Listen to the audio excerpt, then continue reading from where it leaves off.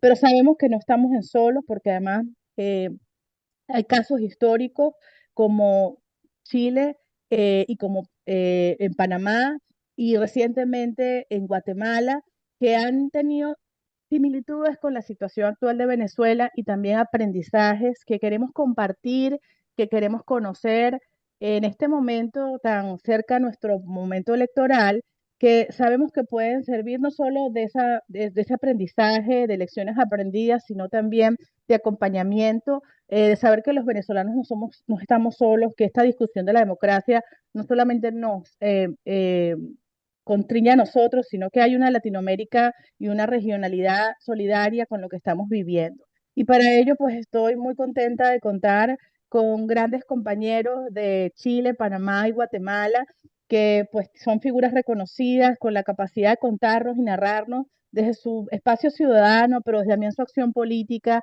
y en la sociedad organizada, de sus propias experiencias y también darnos su reflexión y sus deseos y su apoyo para los próximos comicios en Venezuela. Contamos con Mariana Alwin, reconocida figura política chilena, que bueno, esperamos que comparta con nosotros sus perspectivas sobre lo que marcó la transición democrática en Chile. También contamos con Eduardo Quirós de Panamá, destacado líder político panameño y quien por supuesto también queremos es conocer sus lecciones aprendidas en procesos electorales, pues también es candidato presidencial en el caso de Panamá, y Ana María Díguez, ex embajadora de Guatemala y justamente conocedora de Venezuela, y también pues estamos muy atentos de conocer sus experiencias en la promoción de elecciones libres y justas. Allí pues también contaremos al final con las compañeras de Ideas por la Democracia, que justamente desde nuestra visión venezolana vamos a compartir nuestras experiencias y deseos. Entonces, bueno, dicho todo esto, no quiero dar más preámbulo, quiero ya como comenzar con las preguntas y una de las cosas que justamente hablábamos antes de iniciar este evento es que ustedes pues vivieron en sus países contextos autoritarios en diferentes momentos, pero y efectivamente las elecciones fueron eventos cruciales para las transiciones a la democracia. Pero ¿qué tenían estos contextos autoritarios, estos contextos de Chile, Panamá y Guatemala, similitudes con la situación actual de Venezuela? Que ustedes nos puedan contar y nos puedan narrar y nos puedan compartir. No sé quién se anima primero. Mariana, Eduardo, Ana María. Si quieres, parto. Bienvenida, Mariana, te Sí. escuchamos. Bueno, muchas gracias por la invitación.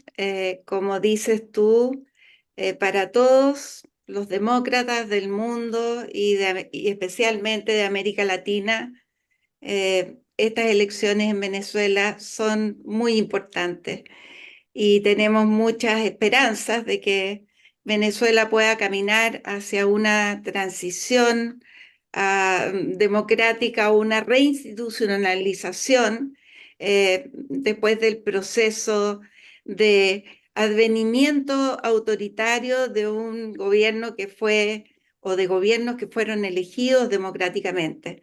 Yo quisiera señalar que el plebiscito en Chile ocurrió hace 36 años atrás en un contexto muy, muy distinto. De partida puedo decir cosas concretas. No había teléfonos públicos, por ejemplo, en la mayoría de las poblaciones en Chile, o sea, no había teléfono. Después, no había internet, por supuesto. Las comunicaciones eran muy, muy difíciles. Eh, y, y nosotros votamos con un lápiz y un papel. Nosotros decíamos con un lápiz y un papel vamos a derrotar la dictadura. Y nuestro régimen era una dictadura militar en que los militares eran el poder legislativo.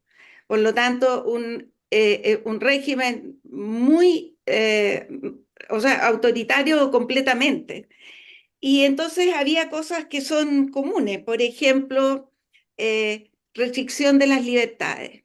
Eh, por cierto, las libertades eran muy distintas para las personas de la oposición, por ejemplo, en apariciones en los medios públicos, especialmente en la televisión.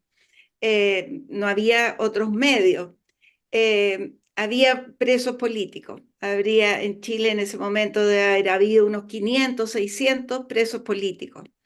Había habido muchas violaciones a los derechos humanos, muy fuertes, o sea, y era un tema que estaba presente en la sociedad, pero que era negado por el régimen completamente.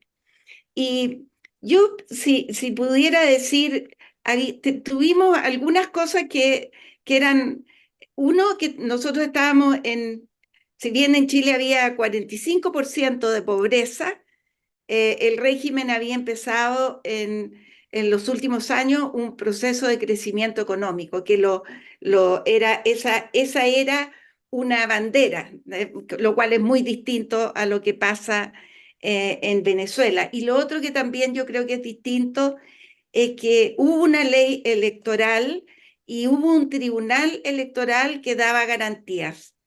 Ahora, lo que yo diría que es similar es que es la unidad de la oposición y que logra presentarse como una alternativa esperanzadora y que logra convencer a las personas de que la ruta electoral es válida y que vale la pena y que hay que jugarse esa ruta. Y yo eso lo veo muy similar al proceso que vivimos en Chile en ese momento. La unidad de la oposición y este convencimiento de que es esta vía la vía que puede llevar a un proceso pacífico, gradual, de reinstitucionalización democrática del país. Muchas gracias, Mariana. ¿Te animas, Eduardo? Seguro. Bueno, primero, muy honrado por compartir con todas ustedes y la verdad es que me uno a las palabras de Mariana en el sentido de decir que en estos días, particularmente, creo que todos los latinoamericanos nos sentimos absolutamente venezolanos, ¿no? En el sentido de expresar nuestra solidaridad y estar cerca del pueblo de Venezuela. En el caso de Panamá, igual, el quiebre de la democracia se había dado en el año 1968. La dictadura termina en el 89, así que han transcurrido 30 y tantos años desde aquello. Las circunstancias, como se ha descrito igual que en Chile, eran muy distintas. Pero quiero subrayar dos elementos que me parecen importantes. El primero es el de que existía en Panamá una sensación de abandono internacional, de que no teníamos suficiente respaldo o cercanía de digamos, de las voces democráticas de, de América Latina. Eso cambió en la recta final, cuando el pueblo masivamente salió a las calles y empezamos a sentir que las posiciones de los gobiernos empezaban a variar y empezaban a decirle a la dictadura de Noriega que tenía que respetar las libertades. Primero con comunicados muy tenues, posteriormente con algunos mensajes un poco más claros. Con los Estados Unidos no siempre es tan claro cómo se manejan en estos temas. Sin embargo, empezaba a sentirse ese acompañamiento. Luego nos dimos cuenta que en realidad había muchas más voces, pero que por la forma en la que estaban coartadas las libertades en Panamá no nos enterábamos. Entonces, este mensaje tal vez es importante para los venezolanos de hoy. Hay una región, hay un mundo democrático pendiente, atento, tratando de ser solidarios. Ojalá seamos más y logremos transmitírselo suficientemente para que eso los reconforte y los fortalezca. El segundo aspecto, porque existe, y de eso creo que somos testigos, este variopinto panel aquí de latinoamericanos, el que tuvimos la semana pasada en Panamá también, presencial, y todas las formas de expresión que se están dando en estos días cercanos a las elecciones. El segundo aspecto es el compromiso absoluto que tuvo el pueblo panameño, no tan claramente de su dirigencia al inicio, pero luego se fue construyendo esa unidad de la oposición que también se ha dado en Venezuela más claramente para esta elección, con respecto a la no violencia, a que la ruta era no optar por un camino de violencia, sino de pacifismo. Y bueno, ahí el famoso pañuelo blanco que los panameños enarbolaron entre el 87 y el 89. Lamentablemente, y debo decirlo como paréntesis, nuestra historia no terminó bien porque se dio la nefasta invasión militar, pero la lucha del pueblo panameño ya había zanjado el principio del fin de la dictadura de Noriega. Y ese principio del fin se empezó a fraguar con el proceso enorme de participación ciudadana a través de la no violencia. Era impresionante la gente en las calles. Hoy cuando veo las manifestaciones que hay en Venezuela y la forma en la que la gente se expresa diciendo si salgo a la calle soy uno, si no salgo a la calle soy uno, pero si salgo a la calle soy cientos, miles, se está dando y se dio igual en Panamá. Esos dos aspectos me parecen de una comparación interesante con respecto a lo que vive hoy Venezuela. Muchísimas gracias, Eduardo, y gracias por esa expresión de solidaridad. Bueno, ahora sí, en estos tiempos más cercanos, Ana María, cuéntanos tú. Ujú.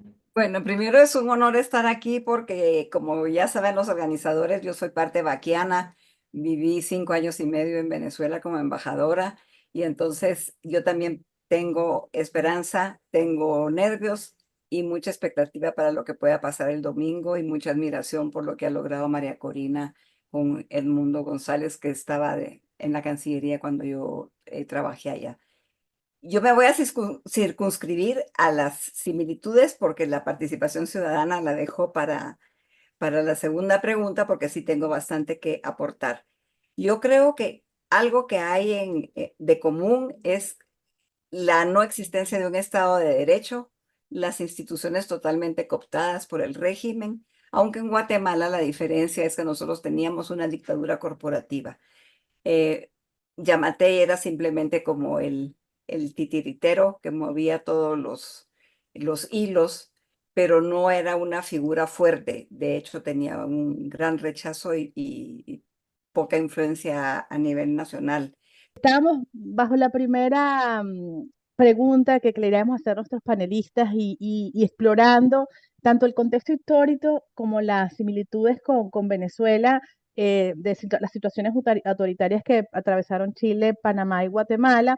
Y pues nos contaba Mariana justamente cómo caracterizaba una de las cosas comunes, la unidad de la oposición y generaba esperanza también. Nos contaba Eduardo esta visión que hubo por algún tiempo de abandono internacional, pero a su vez también esta reflexión que ya nos hacía Eduardo y que la recibimos con mucho afecto de la importancia de la solidaridad en este momento de lo que estamos transitando los venezolanos y que yo creo que la recibimos y la necesitamos mucho, Eduardo. Y bueno, Ana María, nos estabas tú contando justamente el propio proceso y contexto histórico de Guatemala, ya más recientes, sobre todo nos hablaban de los contextos más históricos, Mariana y Eduardo, pero ya tú sí nos estás hablando de estas épocas y de, bueno, justamente cómo estamos afrontando las derivas autoritarias y específicamente tu experiencia en el contexto de Guatemala. Así que te escuchamos, Ana María. Solo retomando donde me quedé, teníamos una dictadura corporativa que no tenía la figura de un dictador per se, sino que nada más un titiritero que movía los hilos de las instituciones cooptadas. No teníamos Estado de Derecho ni un sistema de justicia porque el Ministerio Público, la Corte Suprema de Justicia, la Corte de Constitucionalidad, el Tribunal Supremo Electoral, la Contraloría General de Cuentas, estaban todas cooptadas y todas en manos de gente del sistema corrupto, que en Guatemala se llegó a denominar el pacto de corruptos. Entonces, ¿qué pasa? Lo que vino sucediendo desde el 2012 con el gobierno de Otto Pérez y después con Jimmy Morales es que la corrupción se fue enraizando. Hubo una unión entre la élite política y cierta parte de la élite empresarial para hacer licitaciones amañadas, construcciones que dejaban muchos beneficios, y entonces fue surgiendo una nueva clase, no empresarial, sino que nuevos ricos, y se creó un grupo de personas que se beneficiaron de esa corrupción. Entonces el Estado ya no respondía a las necesidades de las personas. Se profundizaron los privilegios para unos pocos y la mayoría de la población, frente a esa ineficiencia estatal para proveer servicios a la ciudadanía, comenzó a sufrir de grandes carencias a nivel de la educación, a nivel de la salud, a nivel de la posibilidad de transportarse, y se dio un deterioro de la calidad de vida de los ciudadanos. Acaban de hacer una nivelación en las escuelas por parte del Ministerio de Educación y han encontrado que los niños de 5.º año de primaria no saben leer. Entonces, ese es un ejemplo durísimo que nos muestra la situación en que estaba de Guatemala, y creo que esa situación de corrupción, que ahora, contrariamente a lo que decía Mariana, que no había teléfonos y no había internet, ahora con las redes sociales, la ciudadanía estaba muy al tanto de qué era lo que estaba pasando en el país, quiénes eran los culpables, quiénes eran los que hacían los negocios, quiénes eran los que se enriquecían, y había cabezas visibles en las redes de esas personas que estaban llevando el país a la bancarrota, y en ese contexto es que se da el proceso electoral. Muchas gracias, Ana María. Y bueno, justamente tú nos decías que, y ya anticipabas mi segunda pregunta, que para nosotros ha sido como el eje central de la discusión. Y la verdad, parte de lo que queríamos hoy reflexionar muy a fondo con ustedes es eso, porque desde las organizaciones de la sociedad civil, parte de lo que hemos reflexionado por muchos años es el ejercicio del derecho a la participación, porque justamente ese ejercicio es el que ha sido coaptado, criminalizado, perseguido, y pues todas las libertades democráticas. Y a los venezolanos, sobre todo esto, conectarlo con momentos electorales, ha sido un proceso difícil, porque por muchos años la estrategia o el mensaje fue no acudir a los centros de votación o a votar por la desconfianza que hay en las instituciones, por la desconfianza y por cómo se minó el derecho al voto como un elemento de transformación. Pero parte de lo que hemos aprendido justamente es que participar, exigiendo nuestros derechos, organizarnos en contextos autoritarios, es justamente la clave para enfrentarlo. Y sin embargo, y creo que esta pregunta en este momento es importante, porque todavía hay muchos venezolanos que se preguntan, ¿y esta vez sí lo lograremos? ¿Y esta vez sí será posible? Y eso a pocos días, como les decía, de una elección como la que vamos a vivir en Venezuela, que ya de por sí ha carecido de garantías y ha tenido muchos obstáculos, y que pues estamos también como en la expectativa y la certidumbre de que sigan apareciendo más en los próximos días. Pero justamente ahí les preguntamos cuáles son algunas de las estrategias efectivas que en los contextos de sus países fomentaron la participación activa de los ciudadanos en los procesos electorales, y cómo ven ustedes que se aplican esas estrategias pues en Venezuela, que fueron determinantes para sus contextos, pero también en el contexto de Latinoamérica actual, ¿no? Cómo la participación y la ciudadanía puede hacer enfrentamiento de estas derivas autoritarias. Si le parece, mantenemos el mismo orden esta pregunta para escucharlos. Mariana. Sí, yo creo que la participación ciudadana es fundamental. O sea, sin la participación ciudadana, sin que vayan millones de personas a votar, sin que los ciudadanos pierdan el miedo de ir a votar, y eso da la impresión que en Venezuela está pasando, ¿ah? Y a nosotros nos costó mucho ese proceso. O sea, la gente no creía en las elecciones, la gente creía que lo que había que hacer era que cayera el régimen. Los regímenes autoritarios no caen automáticamente. Por lo tanto, la vía electoral es la más favorable. Ahora, y esa es favorable cuando se logra convocar a las grandes mayorías a la participación. A participar, a inscribirse en los registros electorales, ese ya es un proceso que se dio, a participar tranquilamente de la elección y a defender el voto. Y yo creo que ese fue un ámbito absolutamente definitivo en Chile. La gente fue a las mesas electorales en silencio, nadie decía nada. Nosotros no sabíamos si eran partidarios de un lado o de otro lado, pero en cada mesa electoral había alguien defendiendo los votos. Y en los locales de votación también habían personas, habían abogados, o sea, se distribuyó mucha gente para ir a apoyar a que la gente no tuviera miedo y votara tranquila. Y también creo que otra cosa que fue fundamental, y yo no sé si se estará haciendo en Venezuela hoy día, fue organizar un conteo paralelo. Y eso era en cada mesa ir viendo los resultados inmediatamente y traspasándolos a una central. En ese momento nosotros lo hacíamos con niños en bicicleta que llegaban a una casa donde había teléfono para llamar por teléfono y decir en la mesa tanto, este fue el resultado. Y así fue que la oposición tuvo sus resultados mucho antes que el régimen los diera. Entonces nosotros ya sabíamos que habíamos ganado y a las 7, 8 de la tarde ya sabíamos que habíamos ganado. Y el régimen se demoró como hasta las 1 de la mañana del día siguiente en dar el conteo definitivo.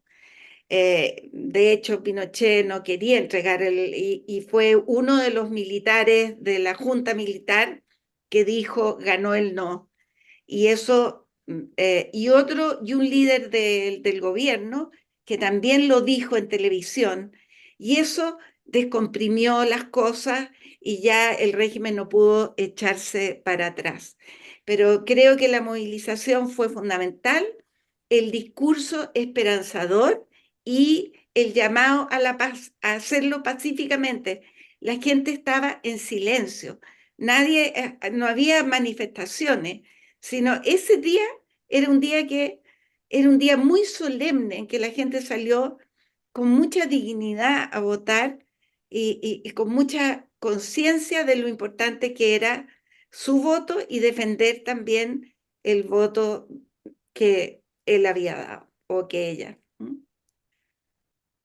Mil gracias, Mariana. Y bueno, en nuestro contexto hay una preocupación porque si bien la gente y los ciudadanos son pacíficos, siempre hay generación de situaciones de violencia y situaciones generadas por el gobierno y de grupos, ¿no? Y irregulares. Y eso aparte lo que hace también muy compleja la situación en el caso de Venezuela, pero coincido con la importancia Sí, de la acción pacífica. sí, tuvimos actos de violencia, pero la gente no se dejó provocar y yo creo que eso fue bastante importante. Importante. Eduardo. Sí, bueno, yo creo que de participación al pueblo de Venezuela no hay que darle muchas lecciones porque en 25 años de estar echando esta batalla, 15 años de esta etapa ya de Maduro, mucho más compleja y arbitraria. Así que eh, solo decir, hay que seguir, hay que estar, ciertamente está mucho más cerca el final. Este evento del domingo es el gran momento, creo yo, y no es momento de ceder, todo lo contrario, es momento de reforzar, de fortalecer y de entender que lo que van a lograr no les va a venir dado de gratis, sino que ha sido todo ese enorme sacrificio que han estado haciendo y que siguen haciendo. Eh, en segundo lugar, yo creo que es momento también de hacer una reflexión con respecto a no aceptar las divisiones. Cuando las cosas se ponen en momentos más álgidos, hay ciertamente la oportunidad de generar división y en eso los regímenes autoritarios son muy buenos. Entonces, crean fábulas, crean narrativas, echan historias para tratar de dividir a los sectores de la oposición. Y ahora habría que prestarle especial atención a todo este tema de la fake news, etcétera. Estar atentos ese día a seguir las instrucciones de su liderazgo de oposición, de esa voz potentísima que es María Corina Machado, de su candidato Edmundo, y estar atentos a ellos, a buscar canales fieles de información y no ceder al intento de división que es clásico que los regímenes autoritarios intenten hacer. Y mucho menos ceder a la provocación. La provocación hacia la violencia no va a zanjar o a resolver este tema. Entonces, aunque yo sé que parezca difícil escuchar este mensaje, porque la desesperación hay más que derecho a ella, es el momento de sí, participar, pero al mismo tiempo contener la cabeza fría. luego tener muy claro, ¿no?, que la historia de la humanidad ha demostrado que los regímenes autoritarios no triunfan, se acaban, y que triunfan las libertades, que triunfa la democracia. Entonces, ¿cuándo va a ser? Si es el domingo, o será el lunes, o el martes, o en qué tiempo por delante, pero que se ha iniciado ese camino hacia el fin. Luego, el valor del voto. No, no hay nada más potente que ese minuto de conciencia absoluta del ciudadano de ejercer su voto y tomar control de la suerte de su país. Sé que esta no es una elección libre, ya hoy no la es. Han impedido que María Corina corra, han impedido luego que la otra señora Corina corriese. Hay decenas de miles de venezolanos que no van a poder votar. Bueno, los 5, 6, 7, ya no sabemos cuántos millones de venezolanos que están fuera, obligados por las circunstancias, y a los cuales se les impide también el voto en el extranjero, a pesar de que la legislación venezolana lo permite. Ya hacen de esta elección un mamotreto. Sin embargo, el voto es la potencia. Y cuando es tan radical, en el año 89, Noriega estaba preparado para un fraude, pero el resultado fue más que 3-1, casi 4-1. No hubo forma de hacer fraude.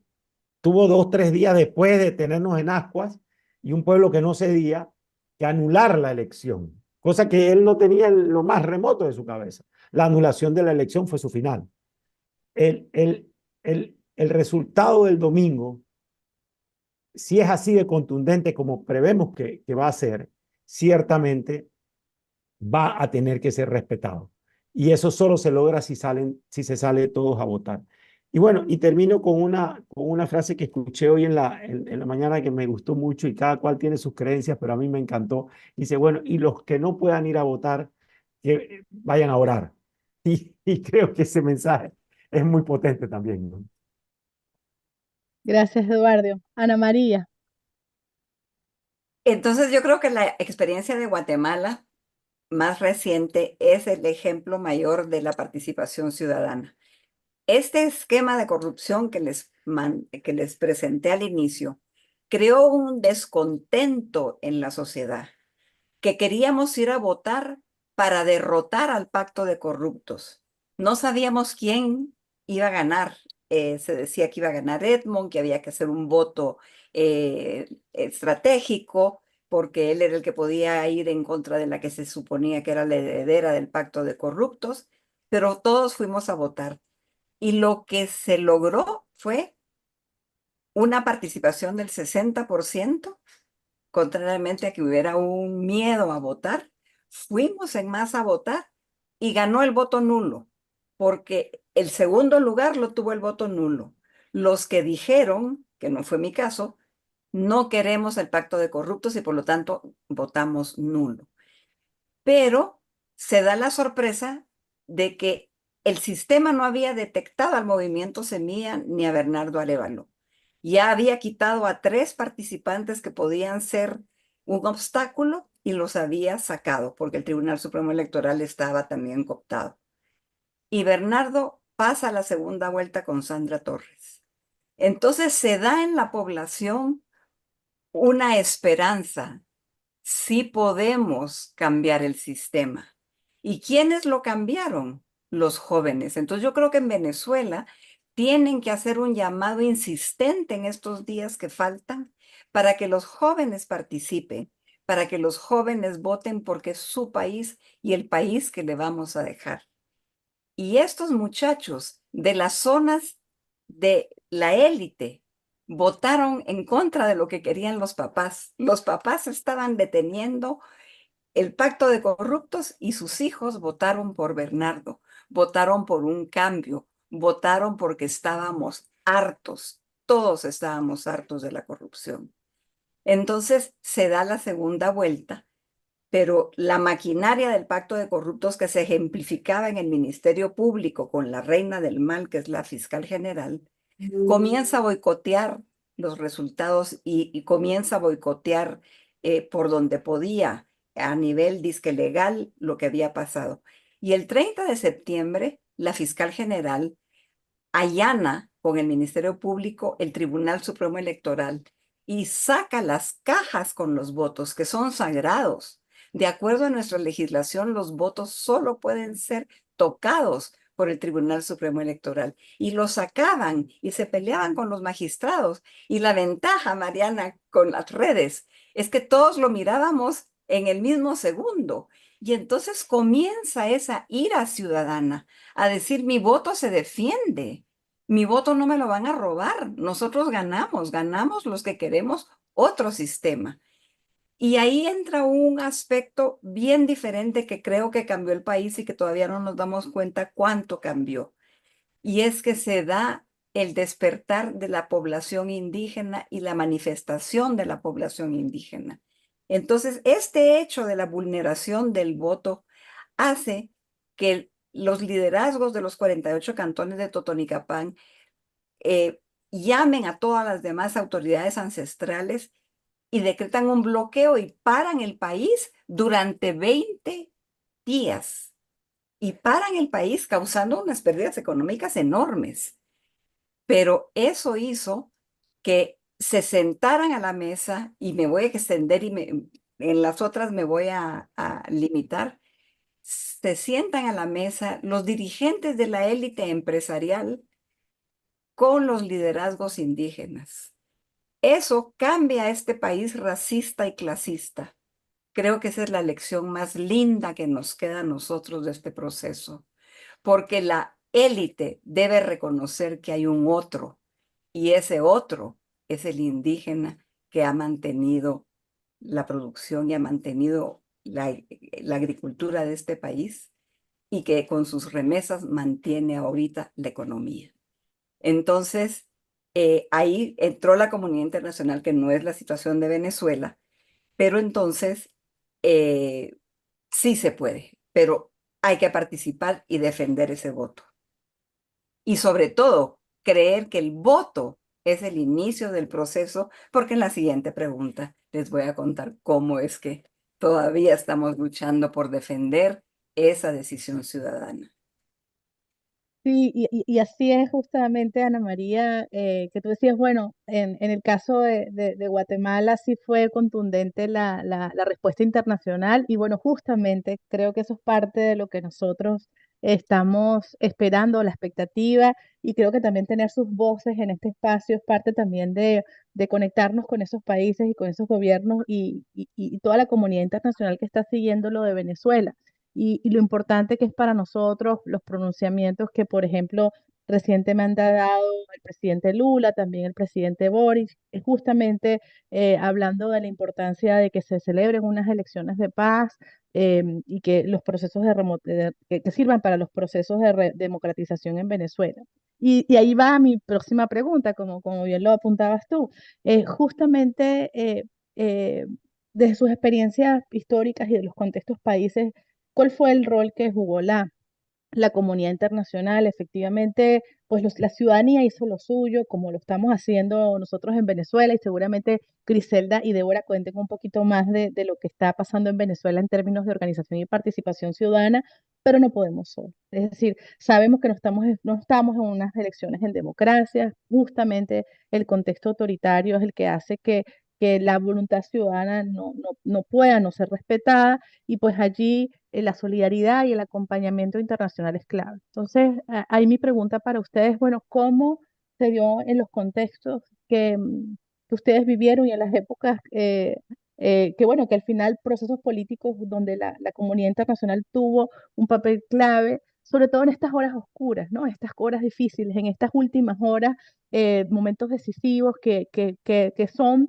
cosas muy tensionantes, pero que generan el cambio, pero a su vez, ¿cómo lo ven ahora, no? Creo que en esta pregunta es doble, ¿no? Es comparativa a lo que ustedes vivieron, pero ¿cómo lo ven también ahora? Y decía Eduardo que Panamá una vez se sintió, o los panameños se sentían abandonados por la comunidad internacional. Y la verdad, nosotros sí hemos sentido esa fatiga que hay con la crisis de Venezuela, porque mucho ha pasado. Entonces, sí, queremos decir que hay esperanza, que hay participación, pero bueno, ¿cómo ven ustedes en los próximos días el rol de la comunidad internacional y qué también le podemos decir aquí a la comunidad internacional? ¿Les parece que cambiemos un poquito? Sí, Ok, vamos con sí. Eduardo entonces. Sí, magnífico. El, el valor del acompañamiento internacional es fundamental. Primero, porque no vivimos en un mundo desconectado, no somos islas, sino todo lo contrario. Y segundo, porque solamente se puede sostener un relacionamiento internacional sobre la base del respeto a la soberanía popular. O sea, solamente puedo interactuar como Estado con otro Estado cuyo representante haya sido escogido de manera democrática o conforme las normas y las reglas de ese propio país. De lo contrario, estoy interactuando como en las circunstancias actuales con Venezuela, con un representante que no es el representante legítimo de sus ciudadanos. El otro aspecto es que en aquella época, bueno, cuando hablamos del contexto de lo sucedido en Chile, de lo sucedido en Panamá a finales de los 80, principios de los 90, había había una referencia de los organismos internacionales todavía más beligerante. Hoy están desgastados, ciertamente. No vamos a entrar en ese tema porque eso es harina de otro costal, pero ciertamente la OEA no es la OEA y las Naciones Unidas no son las Naciones Unidas. Y hay otros temas, ciertamente bélicos, de guerras, que concitan la atención de las principales potencias del mundo. Y a veces sí hace que nuestros problemas pasen un poco desapercibidos. Sin embargo, sin embargo, el hecho de que haya injerencia de países como Rusia, Irán, por no decir Cuba, en Venezuela, han levantado algo de interés particular en este caso. Yo diría que en retrospectiva hay que señalar lo que decía hace un momento. Uno, transmitirle a los venezolanos que están mucho más acompañados de lo que tal vez perciben, que hay una comunidad internacional mucho más atenta y más dispuesta a jugar un rol en esta ocasión que la que hubo en otros momentos.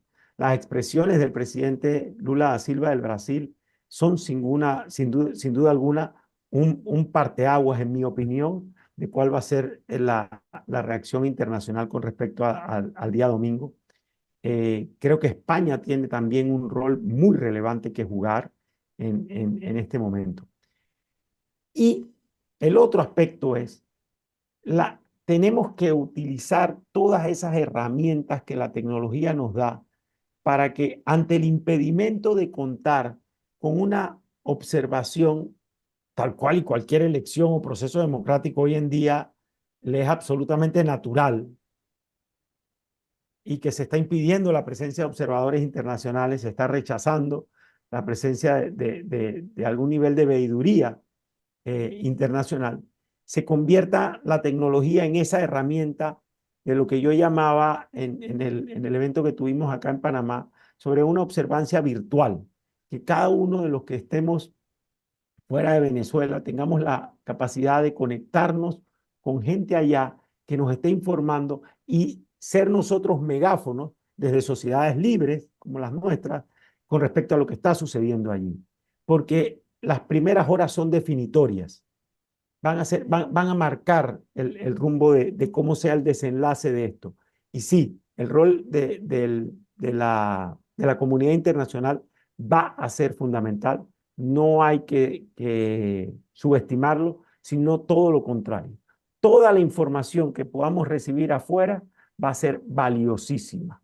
Si usted es un ciudadano venezolano de a pie, conecte con el pariente, vecino, primo que tenga afuera y cuéntele qué está pasando en su comuna, qué está pasando en su circunscripción, en su centro de votación, cómo van las cosas, transmita toda esa información. Porque puede terminar siendo ese aluvión de información que salga a las sociedades afuera, el que termine esquinando al régimen a tener que reconocer los resultados.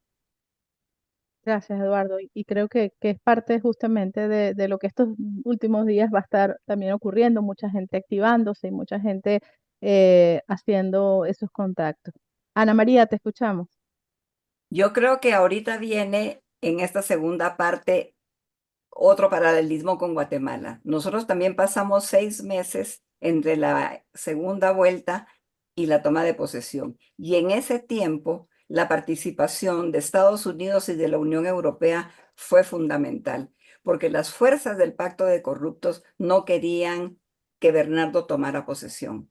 Entonces, llegó un momento en que le querían quitar la inmunidad al Tribunal Supremo Electoral, que lo que logró fue que ellos certificaran las elecciones. Y eso sí, la ley también dice que cuando el Tribunal Supremo Electoral certifica las elecciones, eso ya no tiene vuelta. Eso nos ayudó. Pero también hicieron otra cosa, quitaron 300 visas en un día a todos los diputados que habían votado por quitarle la inmunidad al Tribunal Supremo Electoral, y a sus familias les quitaron la visa. El Departamento de Comercio también impuso la ley Magnitsky, y yo creo que también hubo contacto entre las autoridades militares para que el ejército se mantuviera aparte y defendiera la voluntad de la ciudadanía. Entonces, Unión Europea se unió también a las sanciones de Estados Unidos y prohibió el ingreso y quitó la visa a los mismos funcionarios que eran las cabezas visibles de este complot para evitar que Bernardo llegara. Y las comunidades indígenas se instalaron enfrente del Ministerio Público 106 días hasta el 15 de enero, cuando el presidente tomó posesión. Entonces, eso creó también en la ciudadanía una cohesión entre la ciudadanía urbana, que sería clasista y racista, y la comunidad indígena. Y entonces todos nos volcamos en ir a hacer comida, en hacer donaciones, en lograr que esa gente se mantuviera ahí, muy bien organizada, porque hacían rotación y llegaban de sus pueblos, y siempre frente al Ministerio Público hubo alguien. Entonces, ¿qué tiene que hacer Venezuela? Tiene que hacer que la comunidad internacional apoye a las organizaciones sociales que existen, pero que están calladas, para que tengan esa voz que dice Eduardo. Tienen que apropiarse de la narrativa a través de las redes sociales, para que haya una presión directa desde el exterior hacia el interior de que el voto se debe respetar, y que en esos 6 meses se tienen que organizar y tienen que prepararse para la transición. Gracias, Ana María. Mariana, Sí, yo quería hacer un paréntesis y contarle a Eduardo que yo fui observadora en la elección de 1989 en Panamá. Y recuerdo cuando se cortó la luz, un momento en la noche cuando todavía no se sabían bien los resultados. Al día siguiente nos mandaron a un pueblo donde la gente estaba rodeando el lugar donde estaban los votos y tenían miedo de que los militares fueran a sacarlo. Así que fue una experiencia muy, muy bonita. Y en Chile nosotros sentimos el apoyo de la comunidad internacional de muchas maneras, pero para contar del día, yo no sé cuánta dificultad van a tener, por ejemplo, los periodistas para ingresar a Venezuela y poder estar ahí, porque para nosotros fue muy importante la cantidad de periodistas que había, de todo el mundo. Había un interés, yo creo que tan grande como el que hay hoy día por Venezuela, pero el gobierno tuvo que disponer, no tenía otra, que tuvo que disponer de un lugar enorme donde los periodistas pudieran estar. Eh, los periodistas se distribuyeron por todo Chile, por distintos locales de votación. En fin, yo creo que ahí hubo, la prensa jugó un rol muy importante, la prensa internacional. Y por cierto, también los países como Estados Unidos. En ese tiempo era Ronald Reagan presidente, y sin embargo tuvimos un embajador en Chile que fue muy cooperador, y fue muy cooperador fundamentalmente, yo diría, con organizaciones de la sociedad civil. Hubo una organización que tuvo mucha importancia, que se llamó Participa, que convocaba a votar, a defender el voto, pero no era partidaria, aunque de alguna manera estaba luchando por recuperar la democracia. En fin, también hubo sanciones de Estados Unidos en diciembre de 1987, el plebiscito fue en octubre del 88, hubo una sanción económica del gobierno de Estados Unidos por temas de violación, sanciones de Washington, ¿no es cierto? Y también el Congreso americano aprobó recursos para apoyar a la sociedad civil chilena en, Ujú. en formación cívica, en poder manifestarse, en fin. Yo simplemente diría que Venezuela tiene que saber que hay un gran apoyo internacional, aunque tengan dificultades en que ese apoyo se manifieste. Y estoy completamente de acuerdo con Ana María que los 6 meses de transición van a ser clave antes de que asuma un nuevo gobierno para poder, y ahí, o sea, la comunidad internacional tiene un rol muy importante que jugar. Bueno, Y Mariana, comparto con Eduardo lo de España y agrego Colombia. O sea, yo creo que el pronunciamiento de Colombia puede ser muy importante. El del presidente Boric creo que pierde importancia porque Chile está en una relación muy tensa con Venezuela hoy día. A pesar de que es un gobierno de izquierda, sin embargo, está en una relación muy tensa, pero creo que la participación de Lula, de Ujú. Petro, de Estados Unidos, de Sánchez, puede ser muy importante. Sí. así es, Mariana. Y bueno, justamente, y quería seguir contigo para tener esta cuarta y última pregunta, ya hablando de esas palabras que ustedes han mencionado, transición y futuro, y conectarla con lecciones aprendidas, ¿no? Basado, por supuesto, en la experiencia de Chile, Panamá y Guatemala, em, sobre todo pensando en estas palabras de transición y futuro y próximos meses, ¿cuáles son algunas de esas acciones concretas o aprendizajes que justamente pueden ser aplicados en un contexto venezolano para la mejor gobernabilidad y justicia? Parte de lo que nosotros también producimos hace poco desde las organizaciones de la sociedad civil fue justamente cómo el tema de graves violaciones a los derechos humanos y justicia pues no puede ser un tema que se desvanezca, ¿no? Es parte del dolor que hemos vivido, pero también hay ese deseo de paz, hay ese deseo de recuperación de la democracia. ¿Cómo conviven todos estos deseos en un momento que hoy en día tiene mucha incertidumbre para todos los venezolanos, pero que tenemos esa esperanza y que tenemos esa posibilidad, y como decía Eduardo, que se abra, ¿no? Ese espacio ya sería un gran paso. Entonces, empezamos contigo, Mariana, para ir Sí, cerrando con esta última pregunta. bueno, es un desafío muy complejo, pero creo que Venezuela tiene algo que es importante. Uno, el liderazgo de María Corina y el liderazgo también de Edmundo, porque creo que Edmundo González es una persona que se ve como una persona que es firme pero conciliador. Y pienso que esos liderazgos tienen que jugar un rol clave. En primer lugar, en el discurso. O sea, el discurso es, no hay vencedores ni vencidos, aquí el que gana es el pueblo venezolano. Ujú. Eh, un discurso de unidad, ¿ah?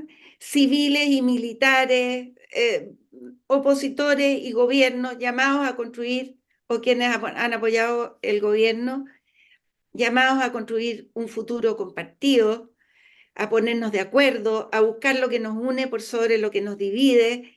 Yo creo que el discurso es clave, ¿ah? Y hay una anécdota de cuando mi padre asumió como presidente, que hubo un gran acto en el Estadio Nacional, que había como 80.000 personas, y él empezó a hablar de esto de la unidad y dijo que Chile era de todos y de civiles y militares. Cuando dijo militares, una gran pitiadera en el estadio. Y él dijo, sí, señores, civiles y militares, Chile es uno solo. y al final hubo un gran aplauso. Yo creo que eso marcó mucho las relaciones que después tuvo que tener, porque el tema de los derechos humanos siempre es muy complejo. Entonces, ¿cómo concilias prudencia con audacia, con firmeza, con flexibilidad, pero también principios con realidad? Y ahí hay un segundo criterio que es fundamental y que la gente también tiene que entender, y especialmente, por ejemplo, cuando hay tantas demandas ciudadanas tan legítimas, que es la gradualidad. O sea, los cambios son graduales, no cambia el país de la noche a la mañana, es un esfuerzo compartido y hay que ir tejiendo estas redes para poder efectivamente eh, brindar esa oportunidad de que la sociedad se vaya sanando, se vaya recomponiendo, se vaya reconciliando, y las instituciones puedan ir fortaleciéndose, instaurándose la democracia en cada una de ellas. Gracias, Mariana. Y pues nos deja así, esos son parte de los grandes retos que vamos a tener en la sociedad venezolana. ¿Quién se anima primero? Ana María, Eduardo. Bueno, vamos. Ana, te escuchamos. Ok, yo creo que tenemos que tomar el ejemplo de Guatemala para Venezuela en esos 6 meses y que se vayan preparando con personas que vayan a tomar el relevo en las instituciones del Estado fundamentales. Hay que erradicar a esos liderazgos autoritarios y corruptos, porque si no les va a pasar lo que nos pasó a nosotros. Tenemos un ejecutivo honesto con todas las instituciones del Estado queriendo aún el día de hoy, 25 de julio, querer quitar al presidente del gobierno. Entonces, hay que preparar para que haya una transición basada en los resquicios que la ley permita para dar el cambio y quitar a las cabezas, porque si no, no van a poder. Van a tener el boicot permanente como hemos tenido nosotros los últimos 6 meses. Y entonces, muy importante lo que decía Mariana. Tenemos que hacer gobiernos plurales, multisectoriales, de concertación. Todos tienen que estar representados. Y yo desearía que hubiera personas de la plataforma que estuvieran ya hablando con el ejército para ver a aquellos militares que van a respetar la voluntad popular, porque es indudable que va a ganar Edmundo con el apoyo de María Corina. Los ríos de gente son evidentes, pero se necesita ahora la filigrana de ir bordando con las distintas fuerzas, organizar la sociedad civil para que la comunidad internacional, tal como dijo Mariana, pueda dar su apoyo a esas organizaciones de base que son las que van a ayudar en la transición, orientando a la sociedad para que ese cambio sea pacífico pero firme, pero descabezar a las fuerzas corruptas de las instituciones del Estado. Gracias, Ana María. Eduardo. Qué interesante esta pregunta, ¿no? Porque tiene unas aristas maravillosas, ¿no? Primero yo quiero subrayar que interpreten nuestras palabras y yo me hago eco absoluto de lo dicho por Mariana y Ana María, pero interprétenlo de la manera más respetuosa, porque sé que no es fácil decirle a un pueblo que está viviendo lo que vive Venezuela, lo que ha vivido Venezuela.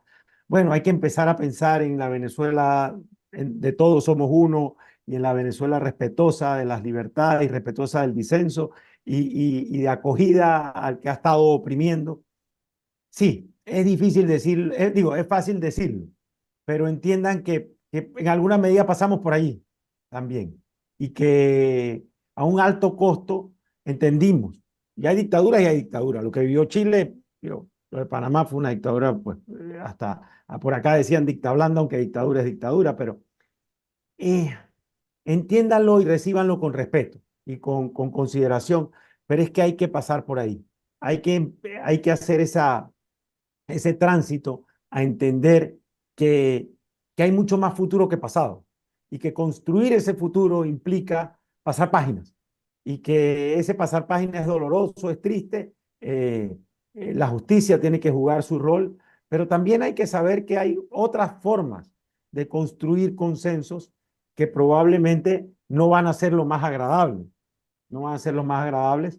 No es la aspiración que tal vez tiene un pueblo que va a salir a votar el domingo y que quisiera que con su voto enviara a la justicia y a la cárcel a todos aquellos que han estado por tanto tiempo violentando sus derechos. Pero probablemente se va a necesitar construir una salida negociada. Y eso hay que decirlo, aunque sea difícil. El otro aspecto es el tema de, sí, el proceso electoral es fundamental, pero lo que sigue después también lo es. Y eso es maravilloso porque eso es esperanza, eso es empezar a construir, empezar a pensar ya en el principio del fin, pero al mismo tiempo en el principio de algo nuevo, de esa Venezuela que siempre fue referente democrático de nuestra región.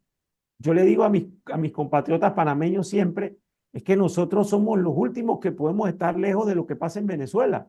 La Venezuela democrática, la Venezuela republicana, la Venezuela del libertador, de los valores del libertador, nos acompañó cuando el golpe del 68, nos acompañó en los 70 durante la negociación de los tratados del Canal, luego nos acompañó en los 80 por la recuperación de la democracia. Ahí siempre estuvo la Venezuela democrática, entonces nos toca a nosotros ahora estar allí para los venezolanos. Y lo último, suscribir el tema de la gradualidad. ¿Qué palabra nos trajo Mariana? Porque sí, también es difícil. Uno quiere pasar de la noche oscura al día esplendoroso, pero no es así. No es esa la realidad y ahí están nuestras historias para comprender que es un proceso gradual, que hay que ir construyendo, que tiene altos y bajos, que ese periodo de transición larguísimo de 6 meses va a ser igual de difícil ante el hecho del reconocimiento, ojalá, de las elecciones del resultado del día domingo, pero va a ser largo y va a ser complejo, pero que ahí también va a haber un acompañamiento internacional, aunque sabemos y comprendemos que eso está fundamentalmente en manos de los venezolanos. Bueno, Ana María, Mariana, Eduardo, yo he tomado muchísimas notas de esta conversación, de palabras que me inspiran, que me hacen pensar y que estoy segura que a muchos de los que nos están escuchando en estos momentos tan claves para Venezuela, que realmente son un punto de inflexión en nuestra historia, pues son muy útiles pensar en sus propias experiencias y ver de cara al futuro, eso que decías, tenemos mucho más futuro que pasado. Creo que es parte de lo que pues nos toca y pues no quiero dejar de justamente reaccionar o escuchar las reacciones de dos compañeras que son parte de esta iniciativa Ideas por la Democracia, que además agradezco mucho que estén hoy aquí porque una, Débora, está pasando, saliendo de una situación de enfermedad y Griselda pues ha estado estos días demasiado, yo diría, ocupada, consternada, abocada estos días y estos años a todo lo que ha sido este momento electoral, pero que pues agradezco juntas con Ideas por la Democracia. eh, Parte de nuestro interés no solamente es la democracia en Venezuela, sino cómo estos ecos de democracia y de derechos también están en la región, porque como lo decían ustedes, no estamos solos. Y bueno, de allí que pues muy como nos llegan sus palabras, nos hacen pensar y pues le pido, antes que ustedes nos den las palabras de cierre, les pido a Débora y a Griselda que nos den sus reacciones desde el corazón de nosotras como venezolanas que estamos a punto de vivir estos momentos. Débora. No, bueno, lo primero, un agradecimiento profundo a ustedes tres, Mariana, Eduardo, Ana María, porque han compartido su experiencia de una manera que creo que, bueno, a mí, a las compañeras y a todos los venezolanos que puedan escuchar esta conversación, nos llega al corazón, porque nos llega de personas que han vivido experiencias muy duras, que han tenido que atravesar circunstancias que tienen elementos parecidos o que en su contexto exigieron de ustedes y de su pueblo, bueno, una resistencia y una capacidad de lucha que nosotros en este momento estamos ejercitando. Y una primera reflexión que me surge escuchando y a partir de nuestra experiencia es que realmente la democracia nunca está dada per se. La democracia, una vez que la tenemos o tenemos parte de ella o condiciones democráticas a las que se puede alcanzar, nunca están dadas para siempre, sino hay un pueblo, una ciudadanía, una decisión soberana de avanzar y seguir manteniéndola. O sea, es una tarea permanente. O sea, la democracia es una lucha permanente y eso me queda cada vez más claro. Nosotros los venezolanos hemos tenido varias experiencias en nuestra historia. En el año 58, cuando yo nací, salimos de una dictadura de 10 años muy fuerte y los años siguientes yo crecí en un país de oportunidades donde se recalcaba que la ciudadanía venezolana había conquistado la democracia y lo que muchos pensaron es que ya eso estaba dado y que no había que preocuparse mucho más allá de eso. Y la historia nos demostró que no es así, que hay que cuidarla, hay que seguirla trabajando, hay que manejar todo lo que es los valores y las prácticas democráticas desde las bases de la sociedad y de las instituciones. Y eso creo que lo hemos vuelto a experimentar. Creo que ese es nuevamente un aprendizaje para las nuevas generaciones, que esa democracia se defiende día a día y no se queda solo en nuestro país.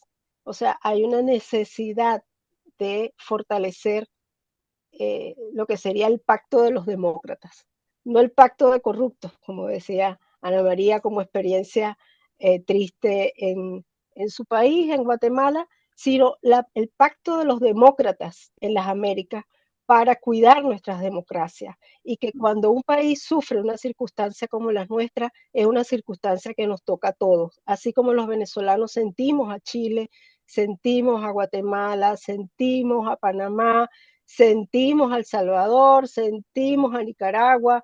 O sea, creo que esa condición de ser de esta región y de ser demócrata tiene que fortalecerse en una mirada de una gran alianza continental por la democracia que tiene que renovar no solo las instituciones a lo interno de nuestros países, sino también los mecanismos de poder trabajarlo a nivel regional.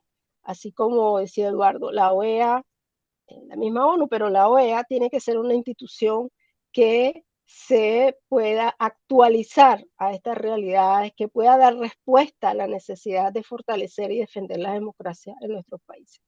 Y creo que en Venezuela se está construyendo, una segunda idea, una nueva forma de encarar el nosotros. Pasamos muchos años entre ellos y los otros, ellos y nosotros, y esa visión fragmentada de lo que es el ser parte de una el mismo pueblo, de una ciudadanía, lo que hace es reventar la capacidad de luchar por la democracia. Y esas narrativas son las primeras que tenemos que romper. En este proceso tenemos que reconstruir esa visión de que somos un pueblo, que somos venezolanas y venezolanos y que debe haber un proceso de recomposición del tejido social, de la capacidad de convivencia social y la capacidad de enfrentar las diferencias y los conflictos de manera democrática. Eso lo hemos venido reconstruyendo en la práctica. Esto de la ruta electoral se instala en esta oportunidad después de haber ensayado muchos otros mecanismos de resolución de la crisis venezolana que no funcionaron. Procesos de negación, procesos de abstención, procesos de apelar a algunos grupos a la violencia, y ninguno de esos caminos dio resultado. Y no podía dar resultado. Los que siempre hablamos de la ruta electoral, que mucho tiempo nos sentíamos como unas pequeñas voces poco atendidas, quizás hasta por los liderazgos políticos, ahora estamos felices de ver que la ruta electoral fue asumida por la gran cantidad de venezolanos y por las fuerzas políticas que decidieron unirse finalmente y dar una oportunidad al cambio de manera unida y de manera pacífica y electoral. Esa ruta electoral es la que estamos transitando, que se va a expresar este domingo, pero que no termina ahí. Y la última idea es esa, el acompañamiento, el apoyo es muy necesario a partir del lunes, porque de lograrse este cambio, a partir del lunes nos quedan varios meses donde el diálogo, la negociación y la necesidad de construir acuerdos son fundamentales, pero también el año que viene, cuando haya elecciones parlamentarias locales, donde va a haber una prueba de fuego de los liderazgos ya más de base. Entonces vamos a tener otro año más de mucha turbulencia política, pero necesitamos que el pacto de los demócratas crezca y se fortalezca, no solo en Venezuela, sino en todas las Américas. Y muchas gracias por estar con nosotros. Gracias, Débora. Griselda.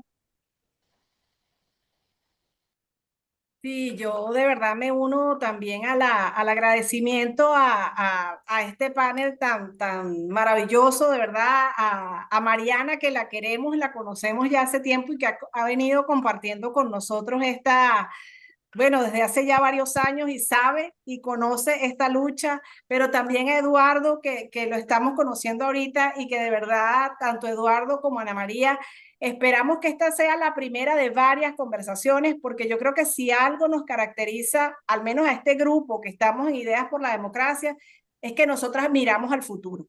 Nosotras no olvidamos el pasado, pero miramos al futuro y nos preparamos para esto. Entonces, decirles que esta es una conversación que apenas comienza.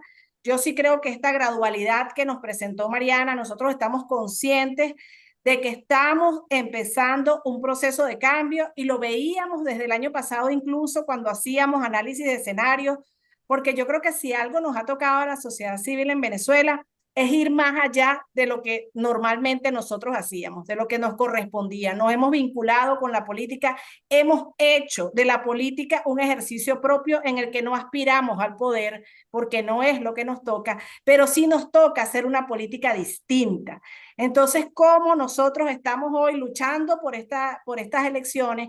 ¿Cómo sabemos que además este domingo, y lo hablaba recientemente con una persona que estuvo vinculada a las elecciones en Venezuela en 2021 y que estuvo muy presente y me decía, Griselda, yo espero y yo creo que este domingo Dios va a ser venezolano. Y yo creo que Dios está con nosotros, que esta elección va más allá de un proceso electoral y de un evento donde se van a contar votos. Yo creo que esto lo está haciendo la gente. Y creo que esa es una lección importante. Yo creo que los venezolanos que hemos tenido una historia de democracia tan bonita, estamos nuevamente demostrando que tenemos esa vocación, ese talante democrático, que somos demócratas, que somos pacíficos y que vamos a salir a votar porque tenemos esperanza en que vamos a construir un futuro distinto y no solamente para nuestro país.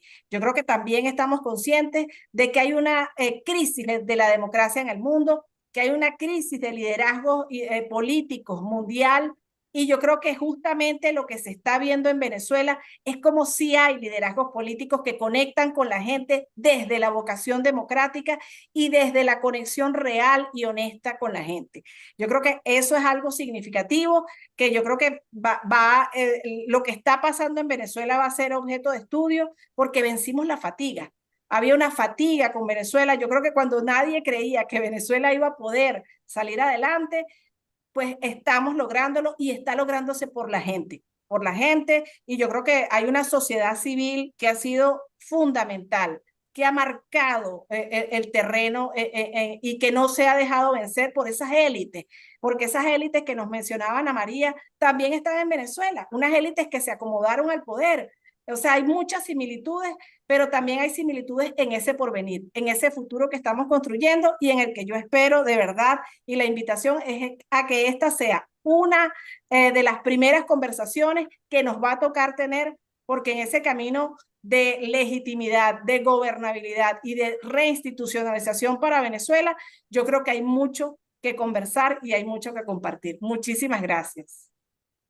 Bueno, gracias, Grisa y Débora. Y bueno, la verdad, un placer estar aquí. Básicamente ya estamos cerrando esta conversación, pero como decía Griselda, esperemos que sea la primera de muchas y que justamente después del 28, sabemos que Venezuela ni termina ni empieza el 28, pero sí sabemos que nosotros vamos a seguir trabajando por la democracia, con esta visión esperanzadora y con ese compromiso y convicción que nos da que pues ese es el camino y esa es la ruta. Así que para cerrar, les daría la palabra nuevamente a Ana María, a Eduardo y a Mariana para que puedan dar sus palabras finales y deseos de cierre. Y bueno, agradecerles nuevamente la oportunidad y el espacio y el compartir este día. No sé quién se anima primero, aquí sí lo dejo a decisión de ustedes. Eduardo. Voy yo.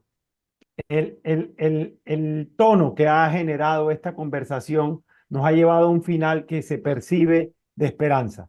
Yo lo he sentido, cómo nos hemos ido moviendo, ¿no? A lo largo de nuestras historias, a lo largo de lo que vivimos, a lo largo del acompañamiento a Venezuela en todos estos años. Hemos llegado a un momento de esperanza. Agarrémonos de esa esperanza y que el pueblo venezolano comprenda que viene un periodo difícil, pero de apertura de brazos. Quiero decir algo muy corto, algo que vivimos en Panamá, fue que cuando la dictadura no pudo hacer el fraude y tuvo que anular las elecciones, nos dimos cuenta que ya era la recta final.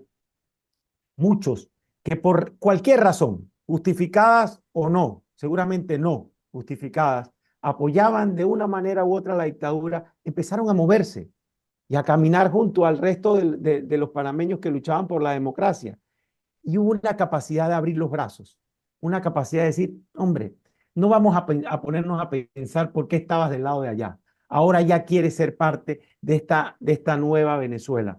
Hay que tener esa capacidad que nos dé la esperanza de abrir los brazos, de recibir a todo aquel que quiera jurar de aquello a lo que estuvo apoyando por las circunstancias que fueran, pero que ahora ya no lo representa más y que tal vez en el voto silencioso.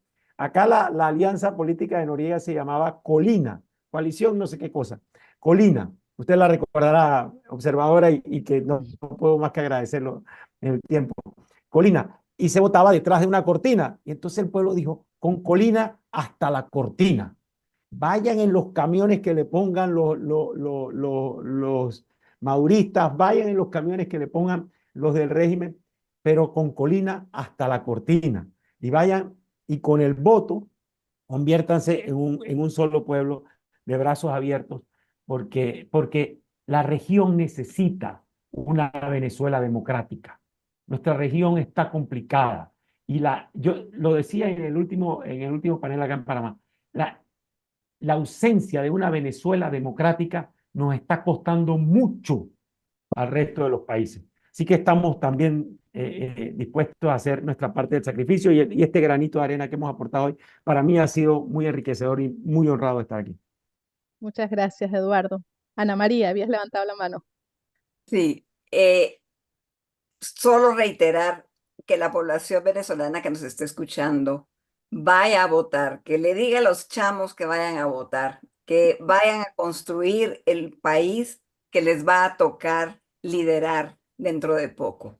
Y que esa esperanza que se ha levantado, que María Corina ha levantado en aquellos que amamos a Venezuela y que estamos a miles de kilómetros de distancia, viendo cómo la gente la recibe junto con Edmundo, tiene que permanecer entre ustedes y hacer eco de lo que dice su himno. Gloria al bravo pueblo que el yugo lanzó.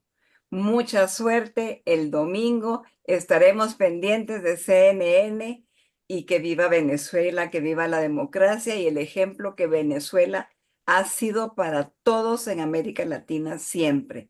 Un país democrático que esperamos que se recupere pronto, con la voluntad ciudadana y la participación y la concertación y la colaboración entre todos. Muchísimas gracias, Ana María. Bueno, Mariana, con tus palabras cerramos este espacio que nos ha dejado todos muy conmovidos, muy emocionados y que pues agradecemos mucho. Mariana. esta causa es nuestra causa, es la causa de los demócratas, de quienes creemos en la paz, de quienes creemos en la democracia. Y como decía Eduardo, yo creo que, Venezuela es demasiado importante para América Latina y lo que pasa en Venezuela repercute en todos nuestros países. Y cuando vemos los problemas que hay con la democracia, con la corrupción, con la violencia en nuestro continente, bueno, hay un sufrimiento muy grande de mucha gente. Y eso no podemos perderlo de vista. Esa es la causa de la democracia, es la causa de luchar por una vida mejor para nuestro pueblo y nuestros pueblos. Y quiero terminar con un hecho que quisiera destacar. Al día siguiente del plebiscito, era un lunes, yo les conté que se habían demorado mucho en dar los cómputos, pero en la mañana la gente, nadie fue a trabajar, la gente salió, toda la gente a la calle, bailando, bailando, bailando, cantando, cantando, llevándole flores a los carabineros, a los militares, iban a los regimientos, les entregaban, o sea, fue una fiesta desbordante, que no sabíamos tampoco que existía tanta gente que estaba tan contenta. Claro, después uno dice, ¡ay, cómo se puede defraudar esta esperanza puesta!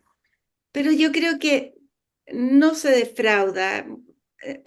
La vida tiene altos y bajos, pero viene una etapa de construcción, de esperanza, que creo que nos va a servir a todos.